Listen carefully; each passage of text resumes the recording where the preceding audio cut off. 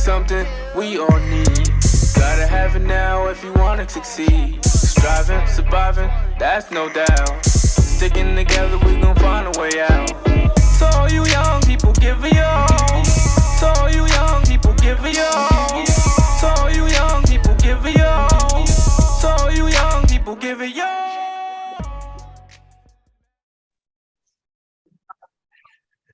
Good evening, the back community. Thank you as always for staying involved. Thank you for staying engaged.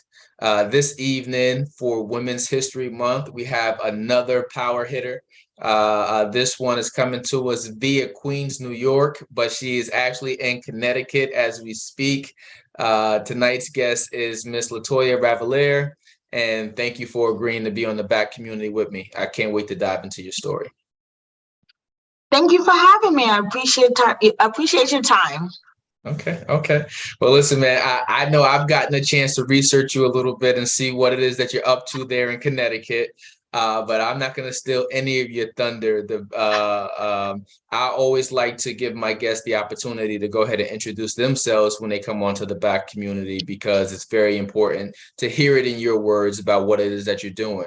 I do know that you're running Connect Kids CT, but I want you to tell our audience more about you. Where you're from, where you went to school, what you're doing, and then we're going to dive into what it is that you're doing with Connect Kids CT. So my first official question for you, Miss LaToya, is tell us more about yourself. What kind of work do you do? Hi, I'm Connect Kids. I'm the general manager and owner here at Connect Kids in Connecticut. And I do out-of-district transportation for the youth here throughout Connecticut. I service kids with special needs. I also service kids that go to school outside of the district where they reside at. Currently, I have about 20 vehicles that go throughout Connecticut, and I am happy to serve a community where we can provide a need for children that doesn't have transportation, or parents are not able to service them to take them to and from school or to and from sports on a daily basis. How we provide services, the parents or the district or the state would contact us, and they either submit information to render services we render services either for the semester or for the entire school year. Well, when you said you had 20 plus cars, my heart dropped at that moment right there for you anyway, because I'm just like, listen, it's enough servicing 2 cars. So let alone, how does that work? How does the maintenance of all your vehicles play into running your own business? Because it seems like a nightmare. On top of the fact, I know you guys just got hit with a bunch of snow up there. How is it managing that amount of vehicles? Well, it takes a lot of patience. I think that being an entrepreneur, you learn a lot of patience, and you lose a lot of sleep. So you have to create that balance of losing sleep and patience. Maintenance, we do a check on a daily basis. I do a check. Since COVID, we do several checks a day, because we check the vehicle in the morning time before they depart, and then they come back to the lot. So we check it when they come back to the lot after they have dropped the children to school. And then once again, we spray the cars. We still spray the cars because COVID is still real. And then they had CRP. They'd have just different things going on through our environment. Then once they're leaving the lot for the afternoon, we check it again. And then when it comes back in the evening time, once they have commence the transport for the day. So there's several checks throughout the day, because you just never know. Things happen periodically or sporadic.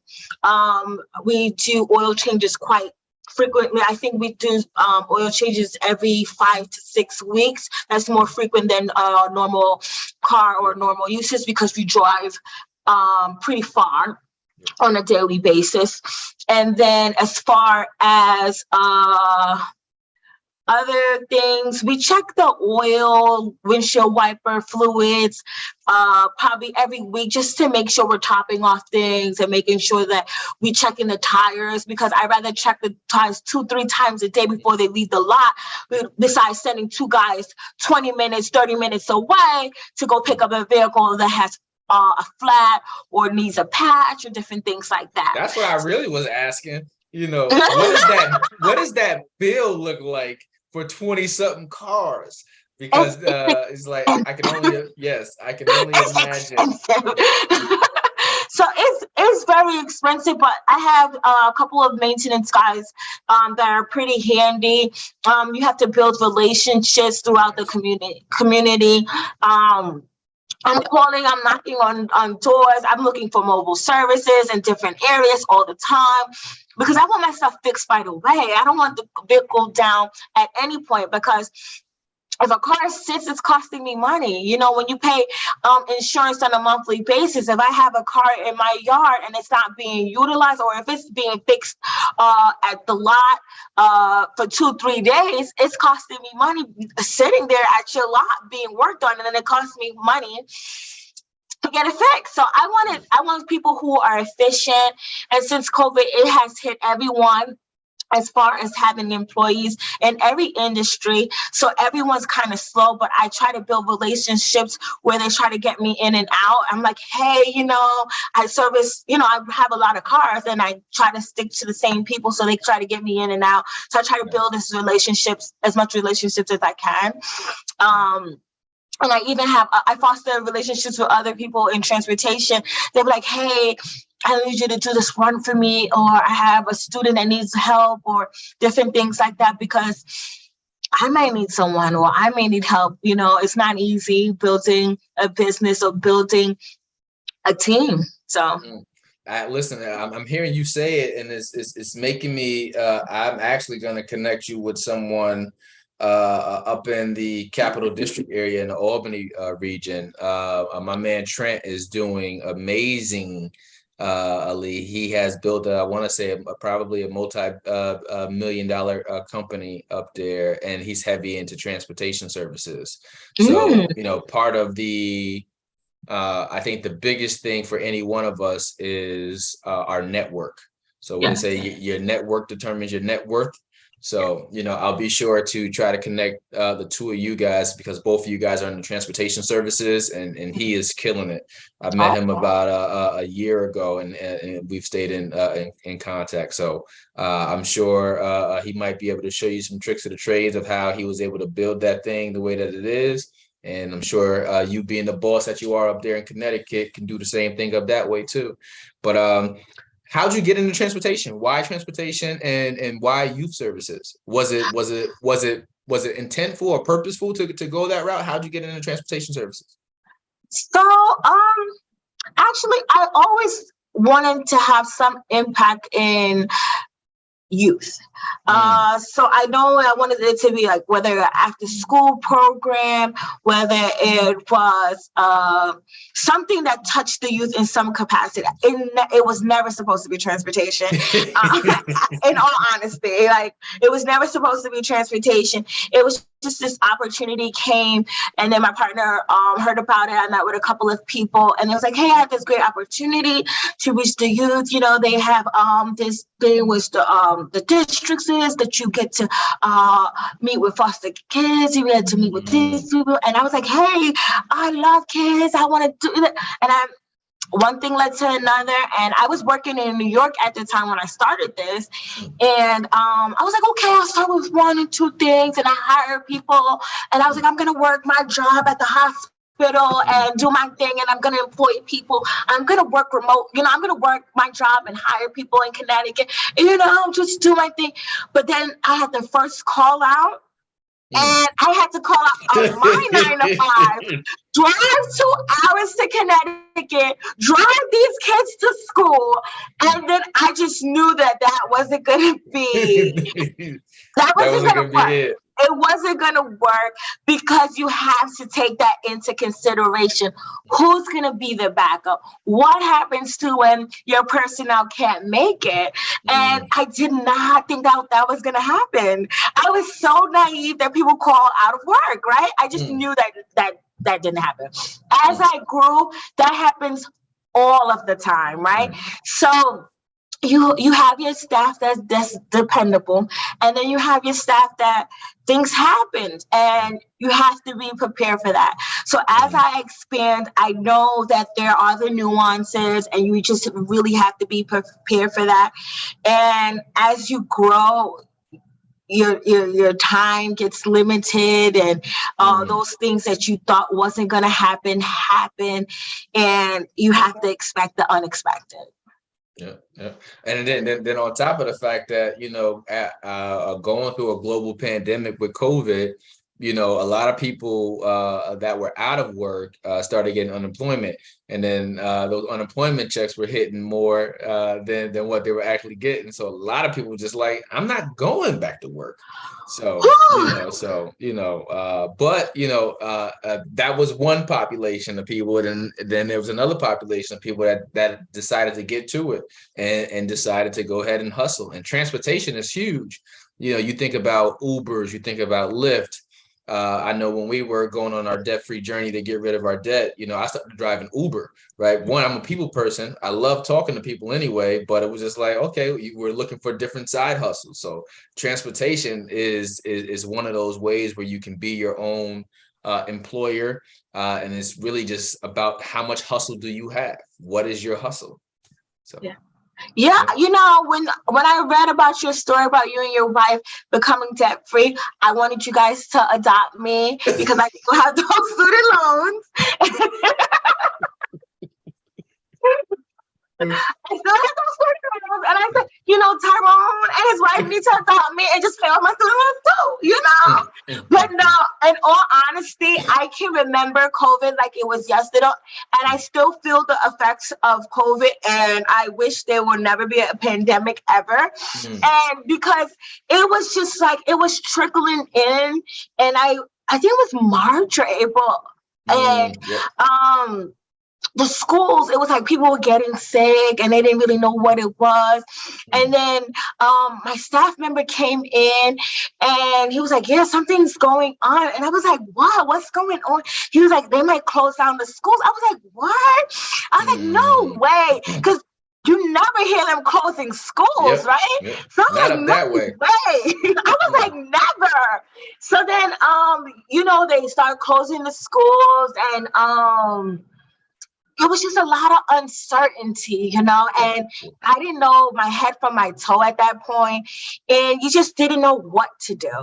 And then even when things opened back up, I think no one knew what to expect, what to do. Administrators didn't know. And then as a manager, as an owner, you didn't know how to mitigate, and you wanted to keep the people that you were in charge of safe. So here it is. I had gloves on. I'm alcohol, Clorox, everything. I mean, I still clean the bathroom probably 5 times a day here because I have to keep. I feel like I have to keep my employees safe. And like I said, I still spray down the cars because I don't want them sick. If my employee is sick, then I have to find coverage. So I got to keep them safe because they come to work. If they're healthy, they come to work. If they're sick, I have to find coverage. So my job, I always tell everyone, even on interviews, I said, you're important to your family and you're important to me.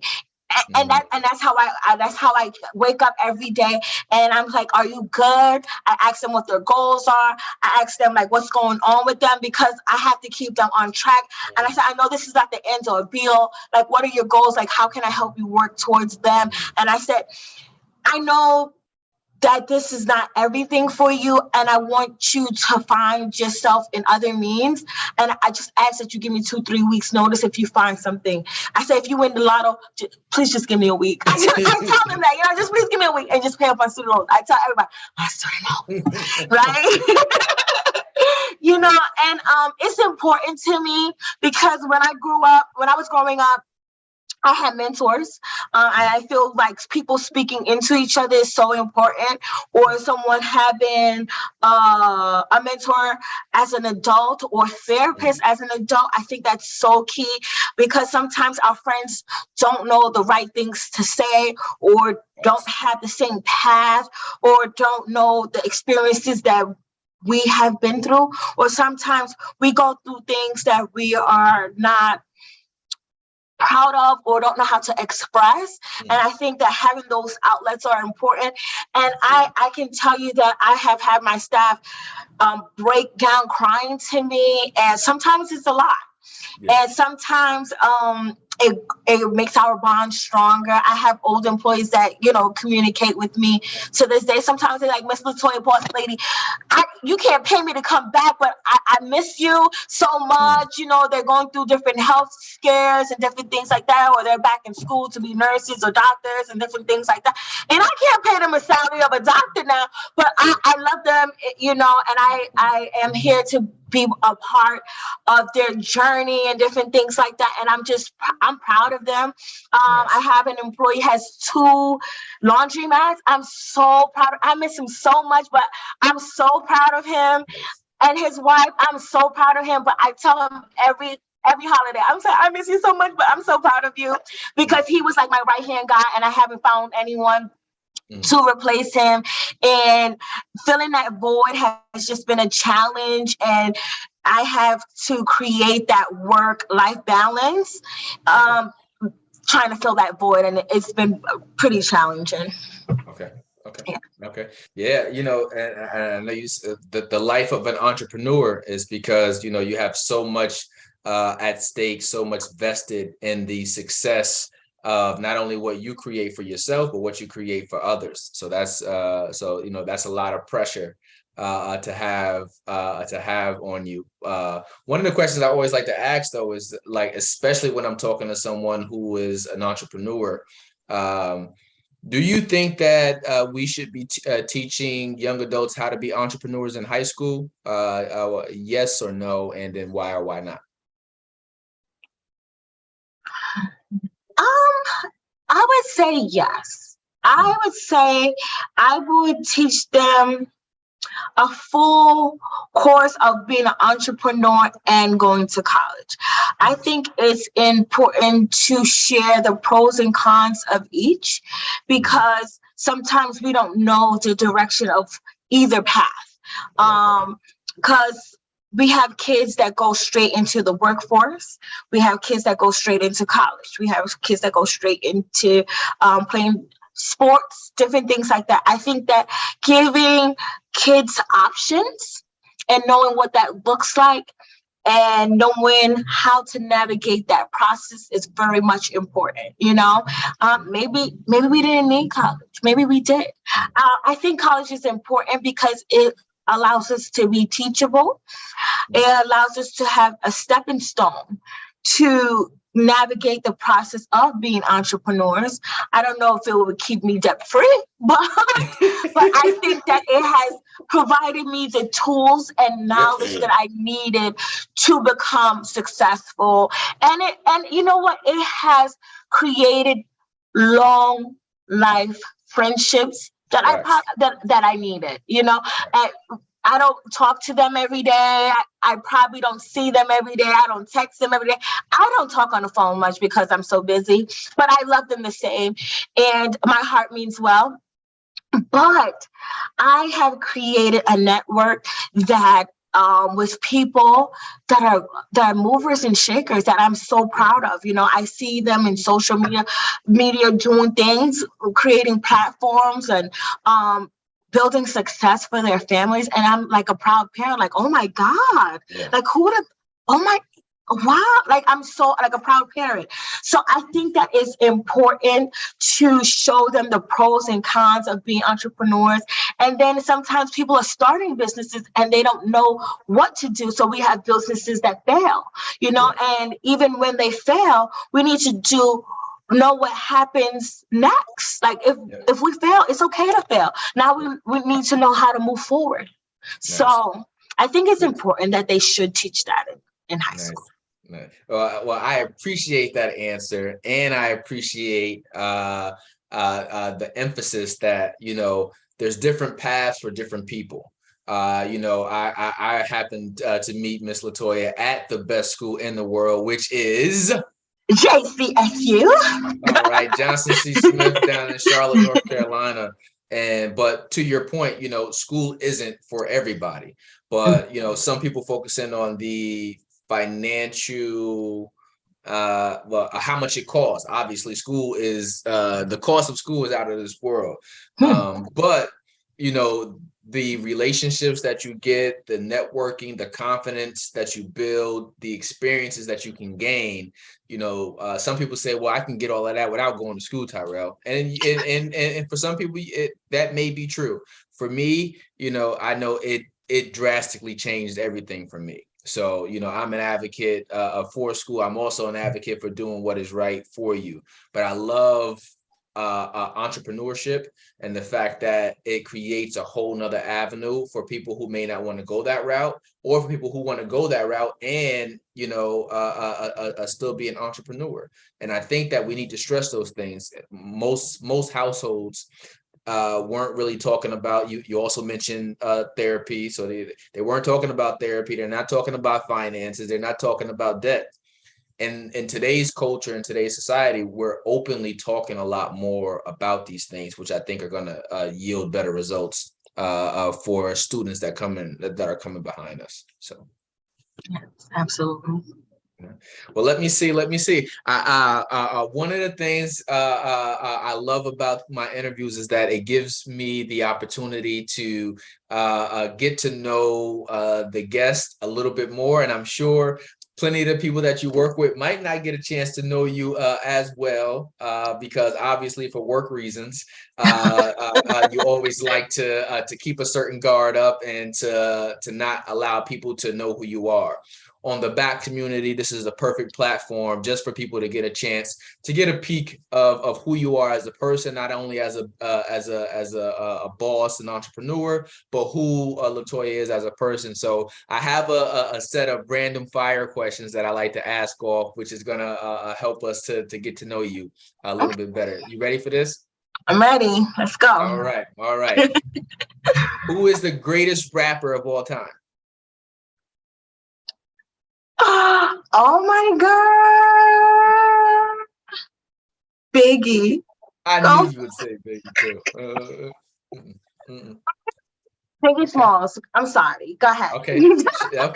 Shout out to Christopher Wallace, who we just celebrated a birthday on March 9th. Okay. All right. Let me see. Who is the greatest athlete of all time? Or who's your greatest athlete of all time? Kobe. Nice. Okay. Okay. Listen. I can't get mad. I can't get mad at these top two choices. Shout out to the Mamba, rest in peace. But his mentality is beast mode all day. Okay. Let me see. What is your favorite place to visit? Oh, that's a good one. I don't have a favorite place to visit. All right, I'm coming back to that one. What's your favorite meal, favorite cheat meal that you like to indulge in? Fried red snapper. I'm an island girl at heart. I want some fried red snapper with some pickled onions. I know that might sound funny to people, but that's my favorite dish. I love it. If anyone can make it, I want fresh, like out the seawater that is clear blue. That's what I want. Okay. Red snapper is delicious. I didn't get on red snapper until years later. A friend of mine opened up 2 Jamaican restaurants, and he said, "Tyrell, you got to try the red snapper." I'm like, I don't want to eat this as a head. With the head on? Yeah. I was like, I don't want to eat this. But when I did, I'm just like, all right. Respect. Yeah. Okay. Yes, that's like my favorite. Let me see. What is the greatest what is your greatest sneaker of all time? Air Max, Jordan. Air Max 95 lime green. See, I shouldn't have led with that. Okay. All right. Let me see. I can do the orange too. Let me see. Favorite movie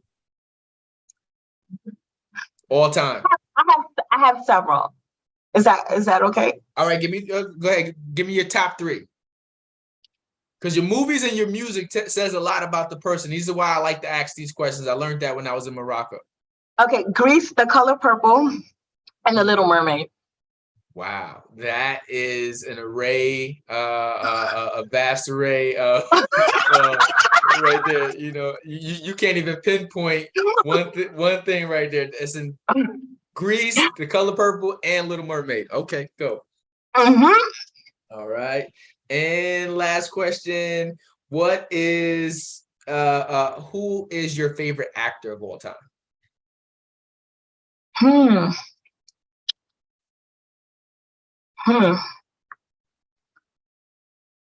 Favorite actor of all time. I would say Denzel. You can't go wrong. You can't go wrong with Denzel. That's a safe answer, but that's a good answer. That's a good answer. All right, let me see. Now, the reason why I like to throw those in there is because a lot of times we don't get a chance to be or showcase who we are, and I think that is very important to do. All right, back to business for you. If you were to define success, because I think we all have our own definition of success, how would you define success, Ms. LaToya? Happiness. Satisfaction and happiness. The point where satisfaction and happiness meet. And I think that's hard to attain. I think that there's not a dollar amount that you could pinpoint that would say, hey, I'm happy. You will meet millionaires that are not happy, you know? So I think that when you reach a level of satisfaction and happiness, that's when you can say. Okay. I like that. And let me see. Would you say that has always been your definition of success, or do you think it has changed over the years through your experiences, through maturity? If we were talking to the younger version of LaToya, what would she say her definition of success would be? Oh, when I hit six figures, I'm gonna be. Okay. Yeah, I always ask that too, because some people say that they say, Ty, if you would have asked me this some years ago, I would have told you one thing, but where I'm at now in life. No. Yeah, I feel like when I was younger, I felt like the six-figure thing was like, you feel that's like it. Like you feel like, oh, when I hit six figures, then I'm gonna be this, I'm gonna be that, I'm gonna be happy, I'm gonna be content, I'm gonna be this and that. And then when you hit it, you're gonna be like, what? I think your palate change, your needs change, your desire change, the world change, the price of egg change, the price of bread change. So yeah, right. So when you reach a certain level, things around you change, and the cost of life changes. So when you think that you can buy more or obtain more or do more, provide for your family more, the world changes. So it's not really a dollar amount. When people feel like, okay, when I hit maybe 500,000, let's say, maybe they feel like they can buy my mom a house or buy this luxurious vehicle or some sort and XYZ, but then they're not satisfied at that point. So it really goes back to what actually makes you satisfied. So it's really not a dollar amount, because I have talked to people who have made billions of dollars and they're still not satisfied. I've talked to athletes that they're confused and still unhappy. So you have to really pinpoint the things that makes you happy, and happiness is really important. Nice. Okay. All right. Thinking about, I'm staying in that same lane, but thinking about the younger version of Miss LaToya, knowing through all of your success and your experiences and how life be lifing, but thinking about the younger version of yourself, right? What is something you wish someone would have told the younger version of Toya? Time is valuable and it's okay to start over. I think that sometimes that we're so afraid of failure or so afraid of starting over that we hold on to dead weight, you know, like it may be maybe a relationship or maybe a job or maybe like you're scared to leave a job that you've been working at 8 years or so forth and so forth, not knowing that if you took a leap of faith or some sort, that you would be a great entrepreneur or great at your next level at another company because they appreciate you so much and they move you up every 6 months and give you bonuses and praises and different things like that. So it's okay to start over and it's okay to make mistakes. And I just feel like it's important that people understand that. And you know, and sometimes people don't understand it and they stay where they're not wanted.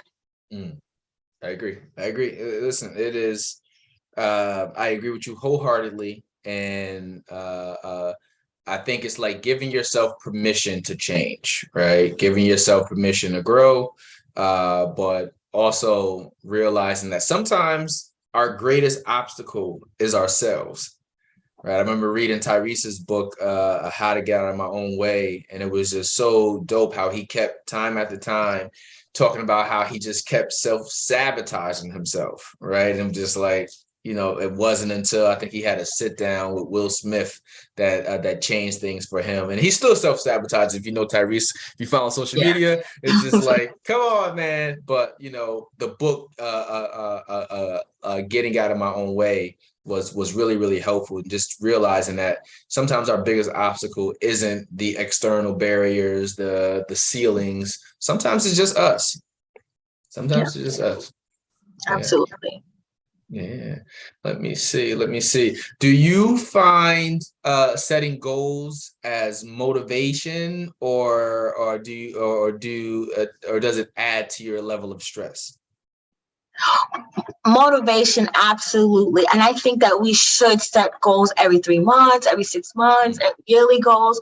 I think it's important because that we hold ourselves accountable. We don't even have to tell anyone about it. It could just be yourself. It could be between you and yourself. It could be you and your best friend, whoever you feel, or hold yourself accountable, or your accountable partner.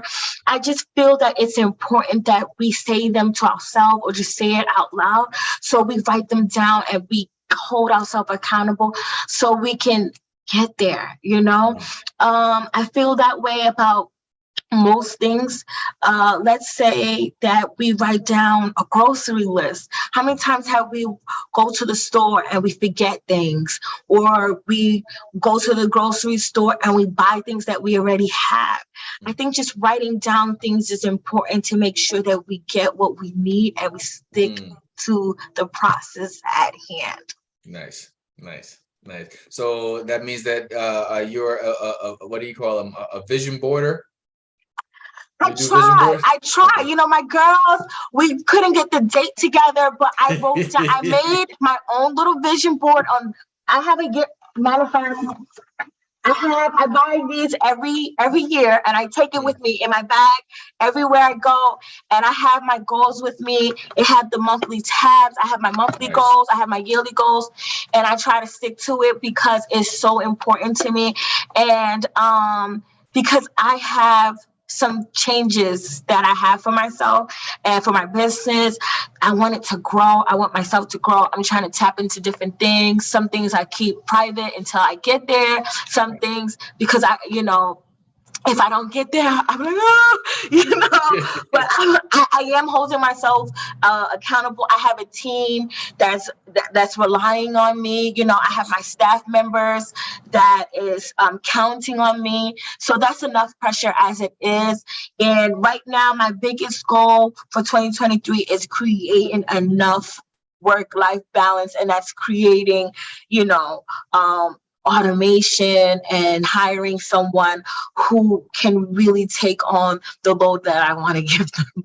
But that's important, and trying to find the right person. And it takes time, and I don't mind the time weeding out the good and the bad, but I got these goals that I'm trying to attain. So, and I think that it's important for everyone to stick to their goals and hold themselves accountable. I like it. I like it.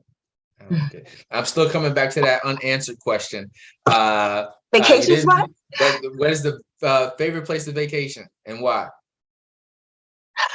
See, I like island. I like nice beach, good food. So it could be anywhere in the world as long as it has those things.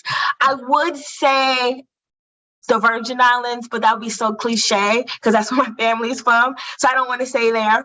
But it's really any place that has good food and a clear blue water, honestly. So Aruba has been good to me outside of the Virgin Islands. Aruba has been good to me. So I would say right now, Aruba is on my go-to list right now. Okay, fair enough. Fair enough. I had to come back to that one. I got 2 more questions for you, and I'm gonna let you go. Okay. Obviously, you still got a lot more life to live. You still got a lot more experiences ahead of you. But where you are right now in life, so thinking about where you are currently, what about your life's path are you most proud of, Miss LaToya?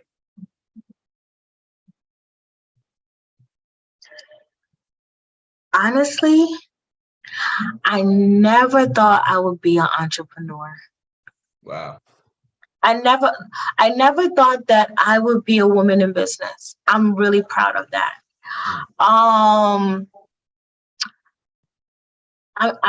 I never, to this capacity. I always thought that because when I was starting out doing entrepreneurial stuff, I always worked a 9 to 5, and I didn't think that I would take that leap. I always was talking to my male counterparts who did this, and it was like, T, you just got to take that jump. You just got to take that jump. And I like guaranteed money, right?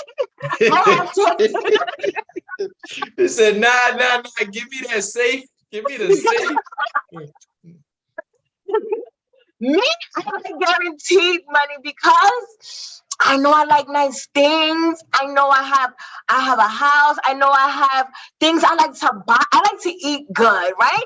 So I just never knew I was gonna take that jump, and when I took that jump and it's really working out and I'm able to afford nice things or provide for my family and stuff like that, I'm like, wow, I'm really here.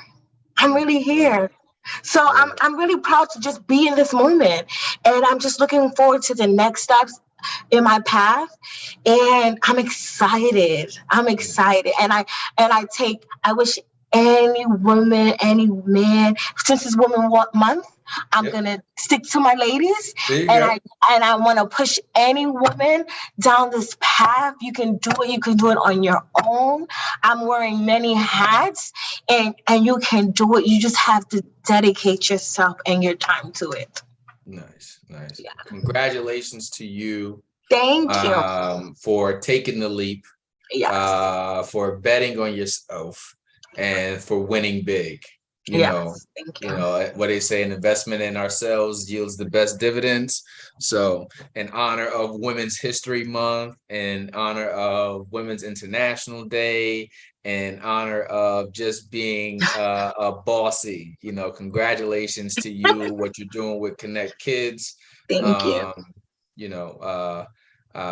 Because it deserves to be celebrated, because, well, one, women entrepreneurs are leading the field right now. Yes, they are leading the way. They are paving the way.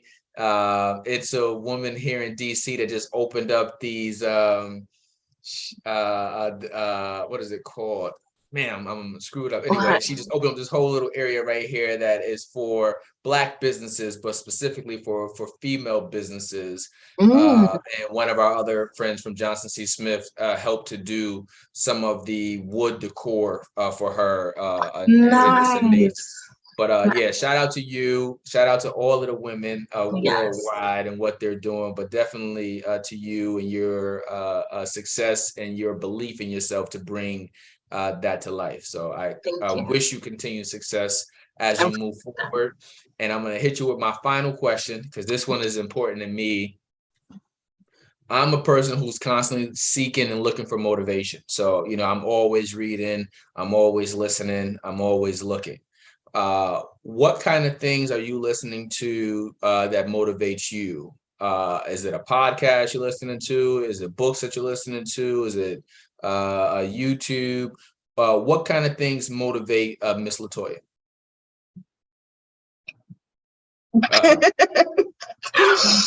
Okay, it depends on to be totally transparent, it depends on the day of the week. It depends on the hour. On Sundays, it'll be Peace Baptist Church. I listen to the services. I miss church in Atlanta so much. So it'll be streaming services on Sunday. I can tell you Monday through Friday, when I'm at work 4:00 in the morning, it might be Rick Ross, I'm a boss. It might, it really just depends, because at 3:00 in the morning when I'm waking up, I need something to pep me up with this thing of coffee. This thing of coffee. So it really just depends on the hour. I used to listen to some of the podcasts. A lot of them started to sound like Charlie Brown after a while to me. A lot of them were contradictory sometimes. So, and then I am on the phone after 5:00 in the morning, and I don't listen to anything but that. So I don't really get to indulge, but I listen. Like if it's one of someone that I follow, I tune in one day, I tune out the next day, but I don't really get to dedicate my time. And that goes back into creating balance, because I would love to be more engaged in what's going on.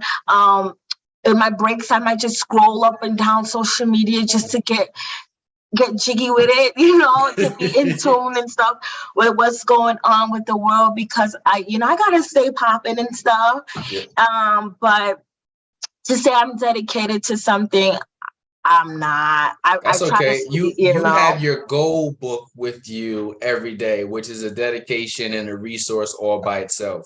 Yes. So that says a lot about your focus and your time. Like, we all got the same amount of time. The difference is what we choose to how we choose to utilize the time. So it's okay. You don't have to have any overindulgence in anything else. You got the most important part right there with you every day, which is focusing on these goals. And then for 2023, it is to meet success and find work-life balance. So yes, thank you. Once again, man, salute to you. I know you've been up since 5. If you get up, it's before 5, but you've been working since 5, so I don't want to hold you up anymore. Congratulations to you. I wish you continued success. Happy Women's History Month. Thank you for being the boss that you are. And, I'm hoping Connect Kids blows up, and I'll be sure to connect you with my guy, Trent, and so that you guys can connect on the transportation services, because he's doing some major things in a major way, and you're doing some major things in a major way. And I like to be a networker and a connector. So thank you for affording me your time today. And thanks for being on the back community. Thank you. I want to say thank you for having me, and thank you for having this platform. Much success to you, your book, and your many podcasts that I've been able to tune in here and there. One of the things that I've tuned into here and there. And I salute you, my brother. Thank you. Thank you. Well, listen, man, I'll play catch up with you next time. Have a great night. You too. Okay, bye. All right, later. Keep climbing up the ladder. A Black Lives Matter. It matter. So all you young people, give me all.